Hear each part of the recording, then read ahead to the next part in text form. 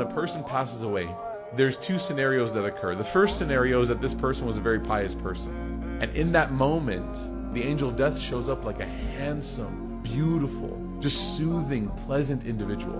And the hadith says that the room smells like musk. And the person who's actually on their deathbed in their last moments, they actually, while their face might not be able to, the hadith says that they actually smile. When the angel of death arrives, the angel of death says, "Oh, you noble, wonderful person, time for us to go.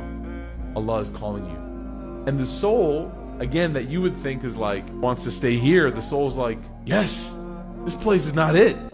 They basically, the hadith says that the soul is removed from the body, and the example that is given is like when you pour water out of a glass, how smooth that is. And the angel of death is taking the soul by the hand, and then the angel of death shows, this is the first time now that the soul has seen the body, or out-of-body experience, right?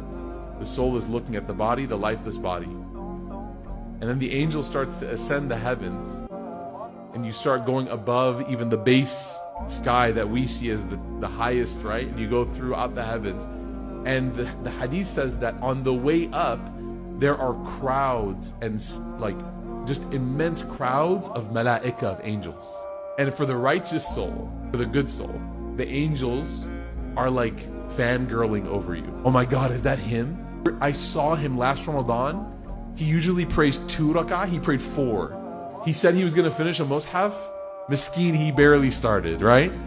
But he tried. And they're like singing your praises the entire way up. All you hear are like people like celebrating your life, like celebrities, like a person who watched your top 10.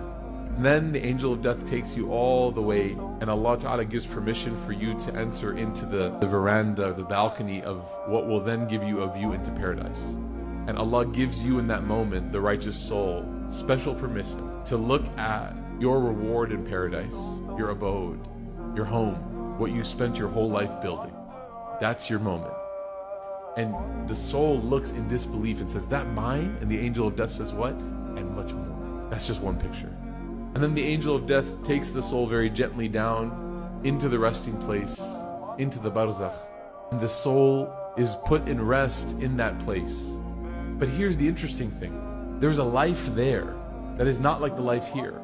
The hadith tells us that the soul will be able to interact with other souls of people that have passed away. So if somebody, for example, lost their spouse and then they passed away, they're reunited. They get to have dinner again. This time nobody has to cook.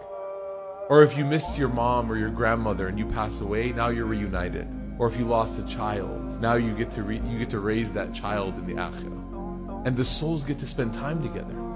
And it's basically the best waiting room you could ever imagine.